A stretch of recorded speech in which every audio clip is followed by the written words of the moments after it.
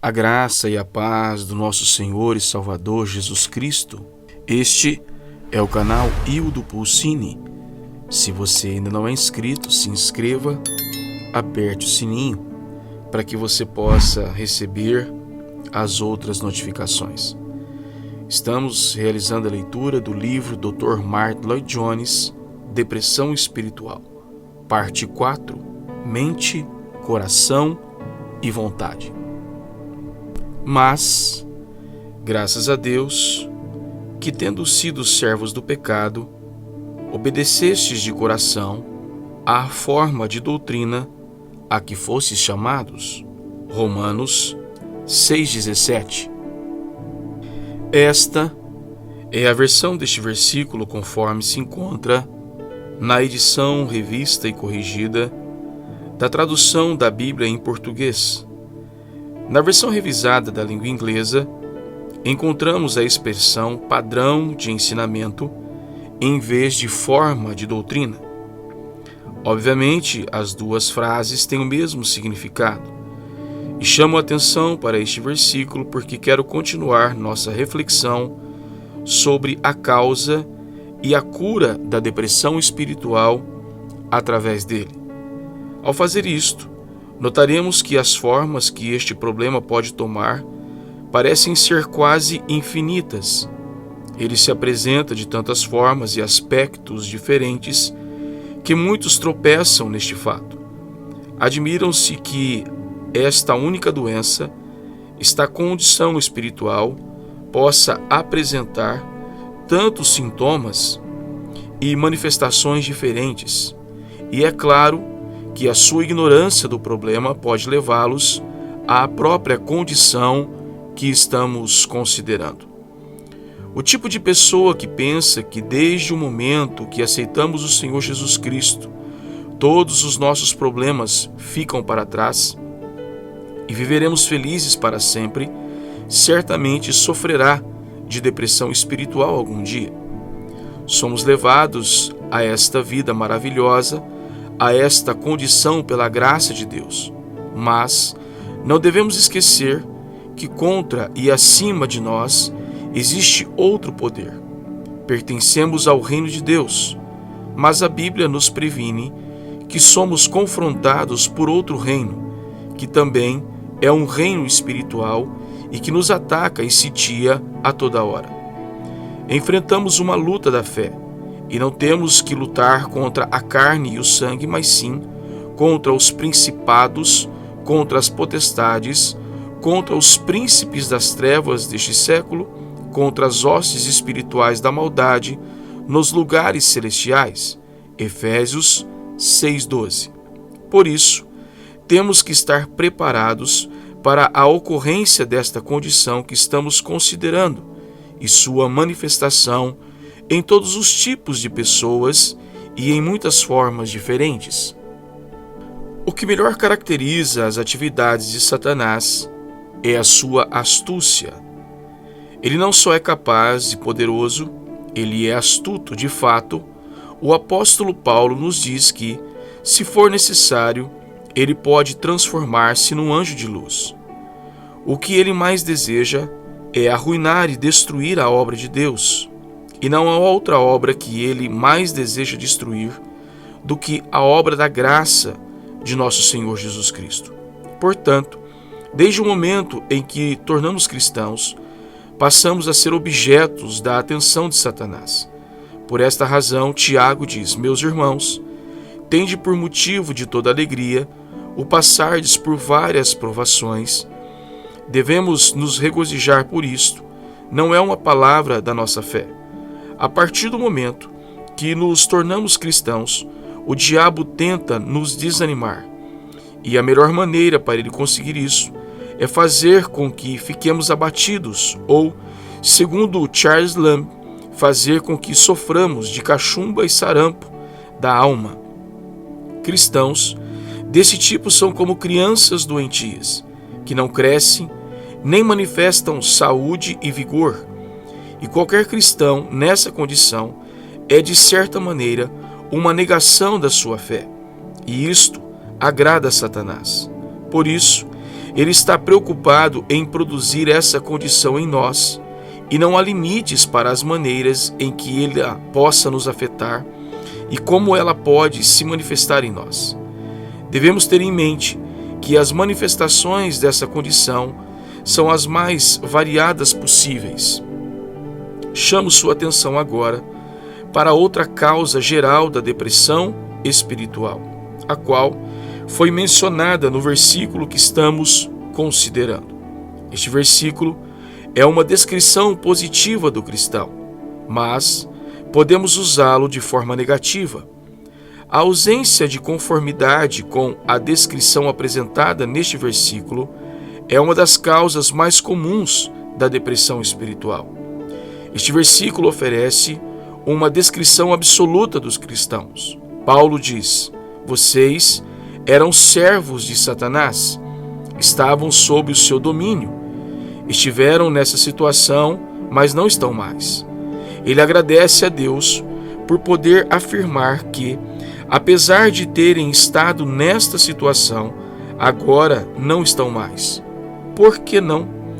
Por esta razão, obedecestes de coração a forma de doutrina que vos foi entregue, ou a que fostes entregues. Ora, essa é a descrição que o apóstolo faz de um cristão. Notem que o apóstolo Paulo quer enfatizar a totalidade da vida cristã, o equilíbrio da vida cristã. É uma vida na qual a obediência, aí está a vontade, de coração, a emoção, a sensibilidade, a forma de doutrina, que veio à mente e ao entendimento.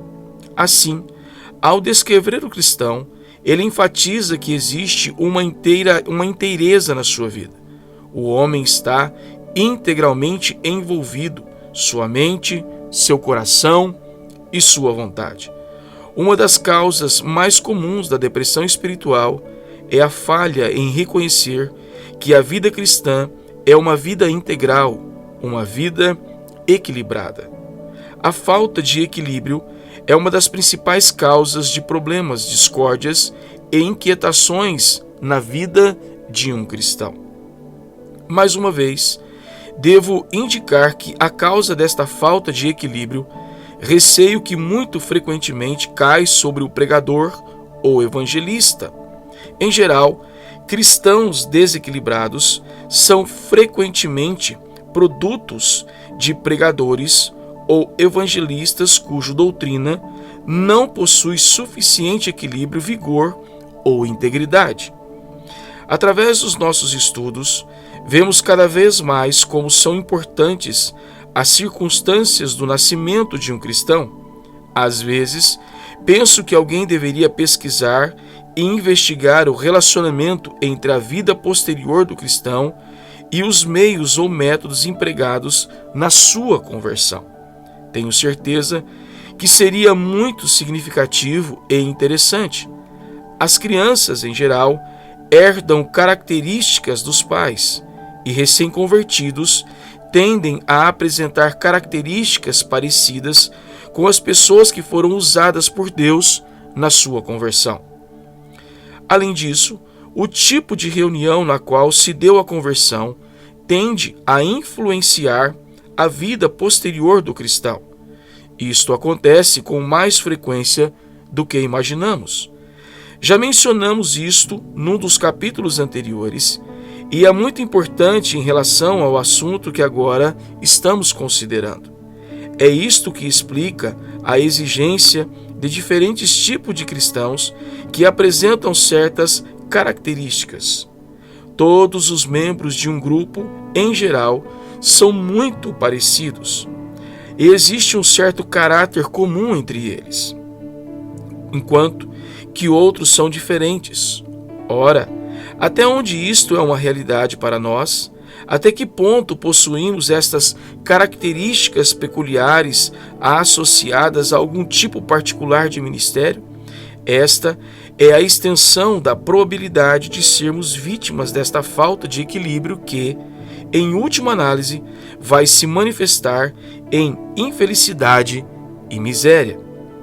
O apóstolo Paulo levanta este assunto ao escrever aos cristãos de Roma, pois, ao mesmo sempre, causa problemas de ordem prática. Não podemos saber ao certo se ele imaginou esta situação para poder rebatê-la ou se ela realmente existia em Roma.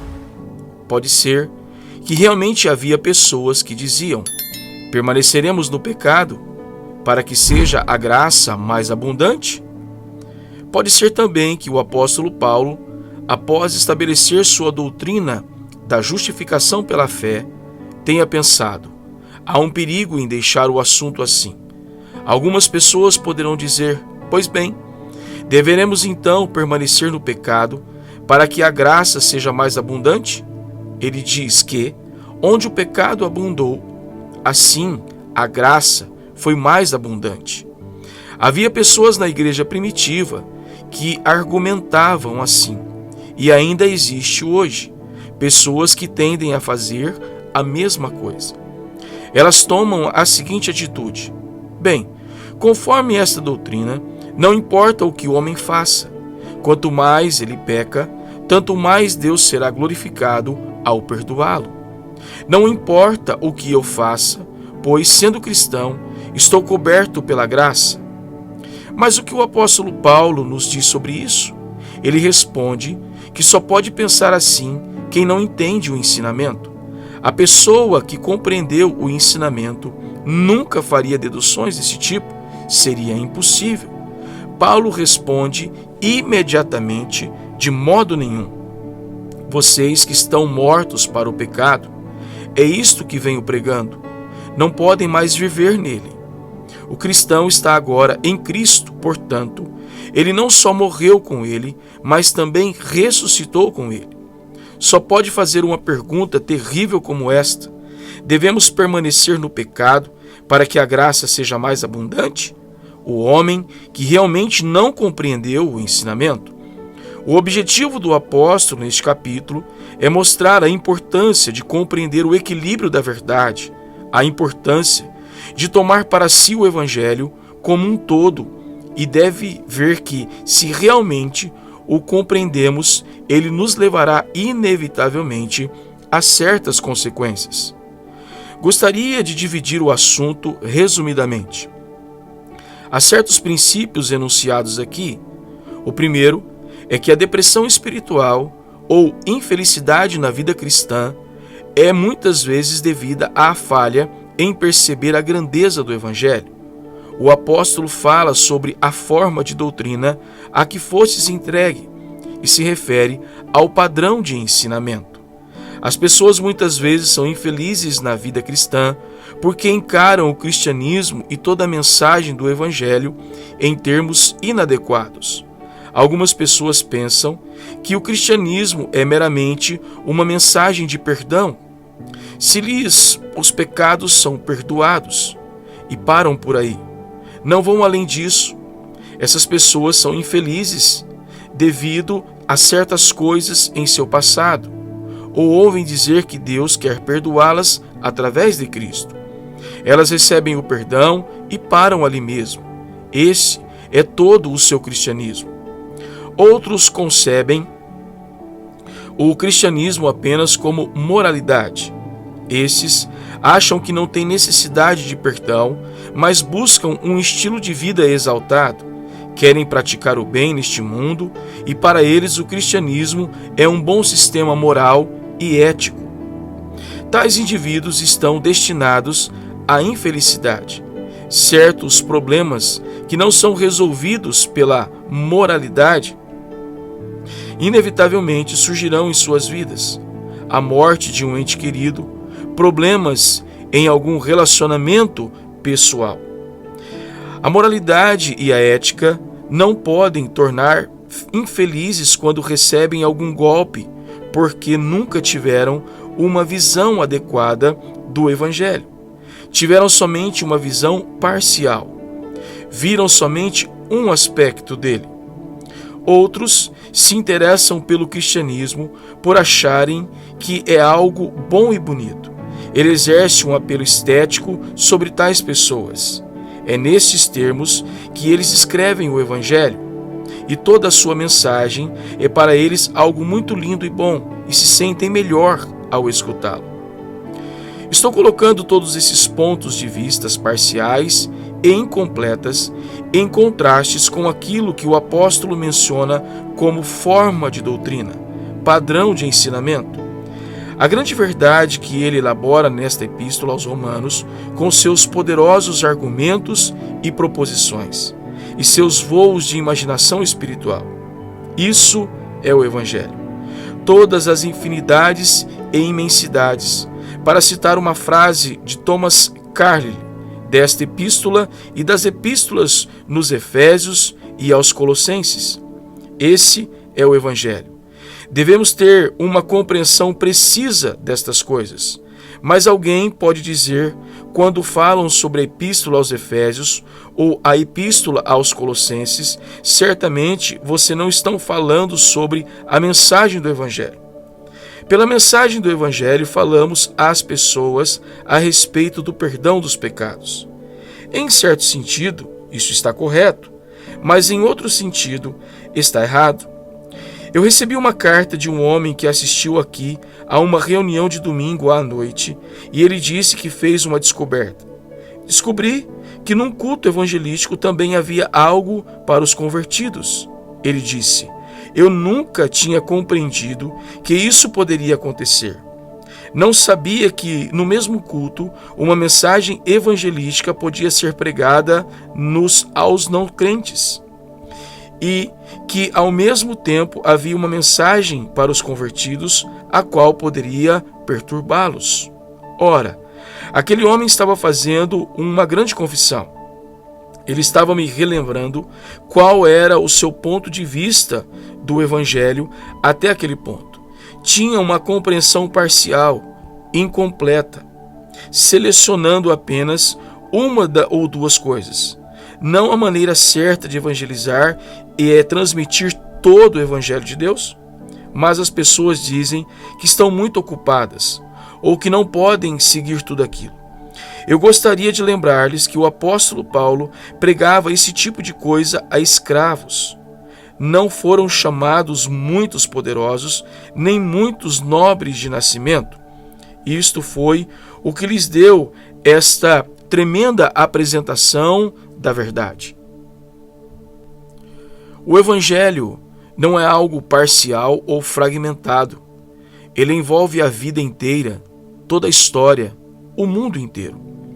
Ele nos fala sobre a criação, sobre o julgamento final e tudo o que está entre os dois. É uma visão completa da vida, e muitos são infelizes na vida cristã porque nunca compreenderam que esta maneira de viver trata da totalidade da vida do homem e cobre cada aspecto da sua existência. Não há um aspecto da vida sobre o qual o Evangelho não tem algo a dizer. A totalidade da vida deve estar debaixo da influência do Evangelho, porque ele engloba tudo. O Evangelho deveria controlar e governar tudo em nossas vidas. Se não compreendermos isso, mais cedo ou mais tarde, nos encontraremos numa situação infeliz. Muitos estão destinados a ter problemas porque se entregam a essas dicotomias não bíblicas e prejudiciais e só aplicam o seu cristianismo a certos aspectos de suas vidas. Tais problemas são inevitáveis. Esta é a primeira coisa que vemos aqui. Devemos compreender a grandeza do Evangelho, a sua vasta e eterna dimensão. Precisamos enfatizar muito mais as riquezas destes grandes e absolutas doutrinas e desfrutarmos delas. Não devemos permanecer apenas nos 4 evangelhos, é onde começamos, mas temos de ir em frente. E quando vimos isto em operação e coloca dentro do seu grande contexto, compreenderemos o verdadeiro poder do Evangelho e como a nossa vida toda deve ser governada por ele. Isso nos traz ao segundo ponto, o qual é que, como falhamos muitas vezes em compreender a grandeza e a amplitude da mensagem, também falhamos em compreender que o homem deve estar envolvido nela e por ela de forma total. Viestes a obedecer de coração a forma de doutrina a que fostes entregue. O homem é uma criatura maravilhosa. Ele é mente, coração e vontade. Esses são os três principais elementos que constituem o homem. Deus lhe deu mente, coração e vontade, pela qual ele pode agir. Ora, uma das maiores glórias do Evangelho é esta, que ele envolve o homem todo. De fato, eu vou ao ponto de afirmar que não existe outra coisa que faça o mesmo. Somente este Evangelho, esta visão completa da vida, da morte e da eternidade, é suficientemente grande para envolver o homem por completo. É devido não compreendermos isso que surgem muitos dos nossos problemas. Nós é que somos parciais na nossa resposta a este grande Evangelho. Deixem-me sugerir alguns detalhes para confirmar e fortalecer o meu ponto de vista. Há pessoas que parecem colocar em uso somente a cabeça, o intelecto, o entendimento. Elas nos dizem que estão tremendamente interessadas no Evangelho com um ponto de vista, como uma filosofia cristã. Elas estão sempre falando sobre a perspectiva cristã ou usando a gíria atual, as percepções cristãs. É algo puramente filosófico, coisa inteiramente intelectual. Há outros, talvez, não tantos quanto no passado, cujo único interesse no Evangelho é a teologia, a doutrina, a metafísica, os grandes problemas, argumentos e discussões. Eu falo de dias passados, dias que se foram. Eu não quero defendê-los, mas eles eram infinitamente preferíveis àqueles que assumem a posição do presente acima mencionado. Havia pessoas, então, cujo único interesse no Evangelho era relativo a problemas teológicos e argumentavam e discutiam sobre eles. Suas mentes estavam muito envolvidas. Este era o seu interesse, seu passatempo intelectual. Contudo, a tragédia é que tudo se limitava a esse interesse, e seus corações nunca tinham sido tocados. Não havia somente a ausência da graça do Senhor Jesus Cristo nas suas vidas, mas havia também, frequentemente, a ausência dos princípios elementares da bondade humana. Aqueles homens discutiam e quase brigavam por causa de certas doutrinas, mas eram difíceis de serem abordados. Nunca teríamos ido a eles com algum problema, pois teríamos sido que eles não iriam entender nem sequer comparecer. Pior ainda, a verdade pela qual tanto se interessavam não era aplicada às suas vidas, era algo confinado aos seus gabinetes pastorais. A verdade não modificava sua conduta ou comportamento em nada, pois estava confinado à mente apenas. Obviamente, mais cedo ou mais tarde, seu destino era cair em dificuldade e em confusão. Já tiveram a oportunidade de ver um homem desse tipo enfrentando o final da sua vida? O viram quando ele não poderia mais ler ou quando está à beira da morte? Eu já vi, um ou dois, e não quero ver outro. É terrível quando o homem chega ao ponto em que sabe que vai morrer e o Evangelho sobre o qual tanto discutiu, argumentou e até defendeu parece não ajudá-lo, porque na vida nunca se tornou parte da sua vida. Era apenas um passatempo intelectual. No entanto, há outros casos em que o Evangelho parece afetar somente o coração. Estes são mais comuns hoje em dia. São pessoas que tiveram uma libertação emocional, passaram por uma crise emocional. Não quero menosprezar isso, mas há um perigo muito real em ter uma experiência unicamente emocional. Estas são pessoas que talvez tenham algum problema em suas vidas, talvez tenham cometido algum pecado específico, tentaram esquecê-lo, mas não conseguiram libertar-se. Enfim, ouvem uma mensagem que parece libertá-las desse pecado e aceitam, e tudo fica bem. Mas param nesse ponto. Queriam uma libertação desse problema em particular e a conseguiram. Ela pode ser obtida mediante uma apresentação incompleta do Evangelho e leva a uma experiência parcial e incompleta. Tais pessoas tiveram uma experiência emocional e nada mais, porque foi isso mesmo que desejaram. Ou pode ser que essas pessoas tinham um interesse natural pelo misticismo e por fenômenos místicos. Algumas pessoas já nascem místicas. Parece que há algo diferente nelas, algo de outro mundo, e elas se interessam pelo misticismo. Há um grande interesse por esses assuntos hoje em dia, nos fenômenos psíquicos, em experiências extrasensoriais. Sempre houve gente interessada neste tipo de coisa. São místicos naturais. Sentem-se atraídos por algo que parece estar oferecendo alguma experiência espiritual ou mística. Aproximam-se das Escrituras porque sentem que nelas encontrarão satisfação para esse desejo por tal tipo de experiência. Procuram isso e o encontram e não conseguem mais nada. Ou pode ser que certas pessoas estão nesta posição, simplesmente porque são comovidas esteticamente pela apresentação do Evangelho, pela atmosfera da igreja, pelos vitrais coloridos, pelos monumentos, pelo ritual, pelos hinos cantados, pela música, pelo sermão, por qualquer uma ou por todas estas coisas. A vida tem sido dura e cruel, e elas se tornaram amargas devido às circunstâncias, mas vão a um certo culto e de alguma forma sentem-se confortadas e aliviadas, e se satisfazem e se contentam com isto. É tudo o que elas queriam.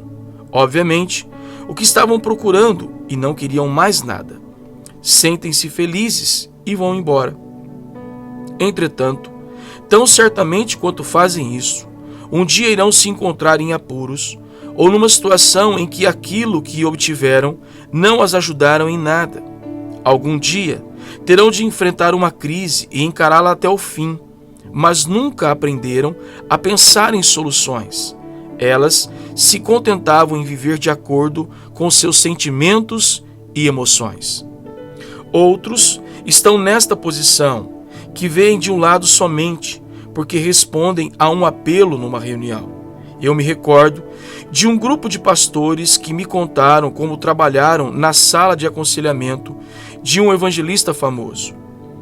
Em visita a este país, o qual agora é um homem idoso e aposentado do ministério, estes pastores perguntavam às pessoas que vinham à sala de aconselhamento por que haviam vindo.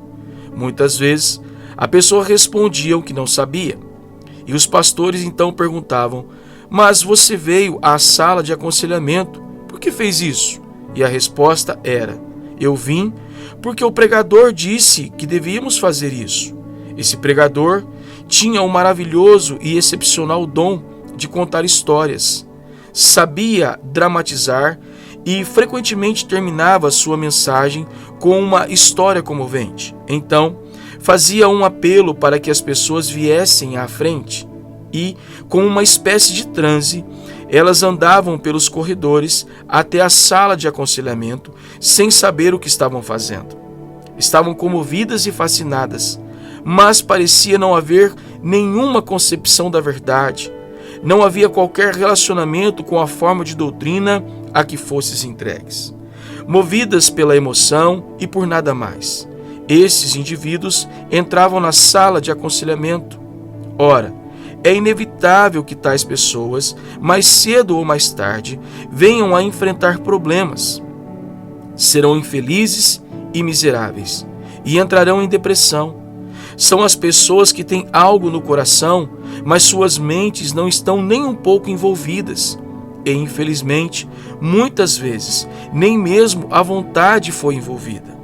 Elas se contentam em se alegrar emocionalmente e em experimentar sentimentos e não estão nem um pouco preocupadas em aplicar a verdade em suas mentes e suas vontades.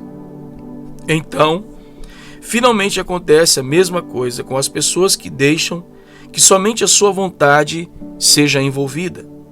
É possível, e infelizmente já aconteceu, que certas pessoas são persuadidas a adotar o cristianismo. Elas afirmam que acreditam que esta é uma boa maneira de viver e solenemente decidem segui-la. Acho que devemos abolir este vocábulo decisão. Não gosto dele. Para mim, falar sobre a decisão por Cristo parece ser uma negação do texto que estamos considerando, como vou mostrar-lhes. O fato de alguém tomar uma decisão frequentemente acontece como resultado de um apelo. Se a vontade dos homens é fartamente bombardeada, certas vontades, certas responderão. Tomarão uma decisão porque foram chamadas para isso, porque foram pressionadas a tomar uma decisão. A vontade foi pressionada, foi dito a elas que devem decidir, e eles decidem, porém muitas vezes não sabem por que o fazem. E mais tarde começarão a fazer perguntas. O diabo cuidará para que surjam perguntas em suas mentes e descobrirão que não têm respostas para elas. Quero resumir este ponto desta maneira. Estas são as pessoas que decidem adotar o cristianismo em vez de serem dominadas por ele. Elas nunca conheceram este constrangimento, este sentimento que diz: eu nada posso fazer, por isso ajuda-me, Senhor. O que mais deve ser excluído, que a verdade falou de tal maneira que elas têm de aceitá-la. É isto que Paulo está dizendo neste capítulo. De maneira nenhuma ele diz: do que é que vocês estão falando? Não. Sabem que é verdade? Como podem dizer: permanecemos no pecado para que a graça seja mais abundante? Isso significa que vocês não sabem o que é a graça. Somente pessoas que entenderam a verdade desejam obedecê-la. A tragédia das outras é que nunca entenderam realmente. Isso então é a causa do problema. Quero, contudo, enfatizar uma coisa. Às vezes, como já mostrei, encontramos pessoas que têm somente uma parte da sua personalidade envolvida. Somente a cabeça, o coração ou unicamente a vontade. Concordaremos que elas devem ser personalidades. E igualmente errado envolver a mente e o coração sem a vontade, ou a mente e a vontade sem o coração, assim como o coração e a vontade sem a mente. Creio que é isso que o apóstolo está enfatizando. A posição cristã é tripla. São os três juntos, os três ao mesmo tempo, e os três sempre. Um grande evangelho como este envolve o homem por completo. E se o homem inteiro não está envolvido, ele deve refletir novamente sobre a sua posição real. Obedecestes de coração a forma de doutrina a que fostes entregue? Que evangelho, que mensagem gloriosa! Pode satisfazer completamente o intelecto do homem, pode comover o coração inteiramente e pode levar a uma obediência total de coração no domínio da vontade? Este é o evangelho. Cristo morreu para que pudéssemos ser homens completos, não apenas que partes de nós pudessem ser salvas, não para que fôssemos cristãos parciais, mas para que houvesse um equilíbrio em nós. Todavia, não é só isso. Se nos falta essa proporção, enfrentaremos problemas mais tarde, porque o homem foi criado por Deus desta maneira equilibrada. Já pensou nisso alguma vez? É interessante, do ponto de vista psicológico, notar como Deus colocou esses três poderes dentro de nós: a mente, o coração e a vontade. E que poderes tremendos são eles! Talvez pensaríamos que seria impossível coexistirem essas três forças na mente da mesma pessoa, mas Deus fez o homem perfeito e completo. Podemos ver isso de forma perfeita no Senhor Jesus Cristo, e o objetivo da salvação é trazer-nos a esta perfeição, conformando-nos à sua imagem a tal ponto que os efeitos e os traços do pecado serão removidos e destruídos. Quero dizer uma palavra final sobre este equilíbrio. Estas coisas devem vir somente na ordem correta. Há uma ordem definida neste versículo, e a ordem, obviamente, é esta. Essas pessoas eram escravas, presas pelo pecado, e deixaram de o ser. Por quê? O apóstolo diz que a forma de doutrina veio a eles.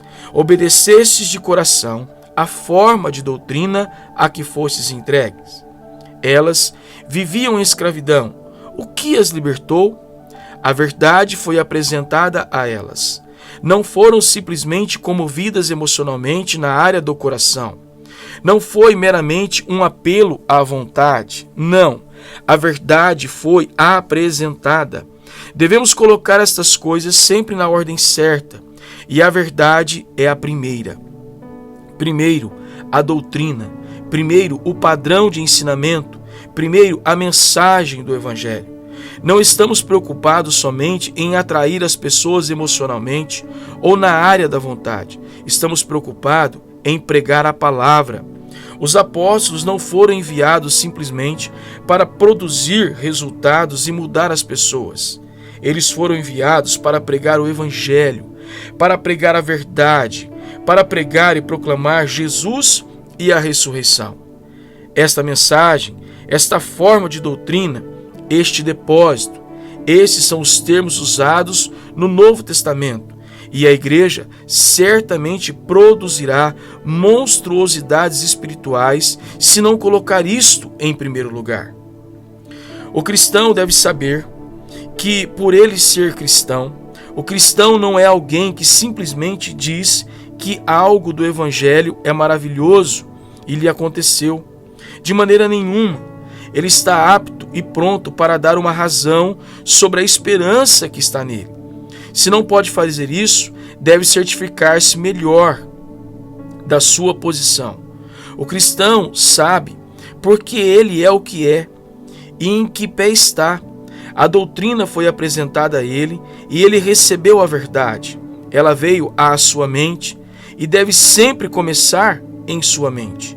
A verdade chega à mente e ao entendimento iluminado pelo Espírito Santo. E depois que o cristão compreende a verdade, ele a ama, ela comove seu coração, ele vê o que ela era, vê a vida que vinha levando e a odeia. Se alguém enxerga a verdade quanto à sua escravidão pelo pecado, odiará a si mesmo. Depois, ao enxergar a gloriosa verdade sobre o amor de Cristo, ele vai querê-la, vai desejá-la. Assim, o coração é envolvido. Enxergar a verdade realmente significa que somos comovidos por ela, que nós a amamos. Não pode ser de outra forma. Se enxergarmos a verdade com clareza, vamos senti-la. E isto leva ao passo seguinte. O nosso maior desejo será praticar e viver essa verdade. Este é todo o argumento de Paulo. Ele diz: a sua conversa sobre permanecer no pecado é inadmissível. Se vocês compreendessem a sua união com Cristo, que foram plantados com Ele na semelhança da sua morte, e portanto ressuscitados com Ele, então jamais pensariam em falar assim.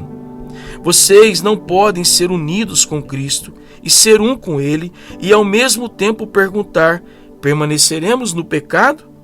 Será que esta grande verdade me dá licença para continuar fazendo aquelas coisas que antes eram atraentes para mim? Claro que não. É inconcebível. O homem que sabe e acredita que ele ressuscitou com Cristo, inevitavelmente desejará caminhar nesta nova vida com ele. É assim que Paulo coloca o seu grande argumento e demonstração. E disso eu tiro a minha conclusão final. Que ao lidar com esta área, devemos compreender que quando falamos aos outros, não devemos abordar diretamente o coração. Vou mais adiante. A vontade também não deve ser abordada diretamente. Este é um princípio muito importante que devemos ter em mente, tanto no tratamento pessoal como na pregação. O coração deve ser influenciado sempre mediante o entendimento. Primeiro, a mente, depois o coração e, em terceiro lugar, a vontade. Não temos o direito de atacar diretamente o coração dos outros, nem mesmo o nosso coração. Eu conheci homens de vida perversa que encontravam falso conforto para sua própria condenação no fato de que ainda conseguiam chorar e comover-se emocionalmente numa reunião religiosa. Eles argumentavam: eu não posso ser totalmente mau, ou então eu não reagiria desta maneira. Mas esta é uma dedução falsa. A sua reação emotiva era produzida por eles mesmos. Se fosse uma resposta à verdade, as suas vidas teriam sido mudadas. Não devemos abordar nunca o coração ou a vontade do homem diretamente. A verdade é recebida através da maior dádiva de Deus ao homem, isto é, a mente e o entendimento. Deus criou o homem segundo a sua própria imagem, e não há dúvida de que a parte principal desta imagem é a mente, com sua capacidade de compreender a verdade. Deus nos deu este dom, e é através dele que ele nos envia a verdade. No entanto, que ninguém pense de modo algum que tudo termina no intelecto. Começa ali, mas depois continua. Ele então toca o coração e finalmente o homem entrega a sua vontade. Ele obedece sem lamentações e sem falta de vontade, aí sim, de todo o coração. A vida cristã é uma vida perfeita e gloriosa, que envolve e cativa a personalidade inteira. Que Deus nos faça cristãos equilibrados, homens e mulheres de quem possa ser dito que estão obedecendo totalmente de coração a forma de doutrina que nos foi entregue. Concluímos aqui a leitura da parte 4 desse capítulo abençoado do livro de Dr. Martyn Lloyd-Jones, Depressão Espiritual. Este é o canal Hildo Pulcini. Se você ainda não é inscrito, se inscreva, aperte o sininho para que você possa receber as outras notificações. Que essa leitura tenha edificado a sua vida, tenha nos levado a um caminho de uma maturidade, para que o nome do Senhor Jesus continue sendo glorificado. Deus te abençoe e fique na paz.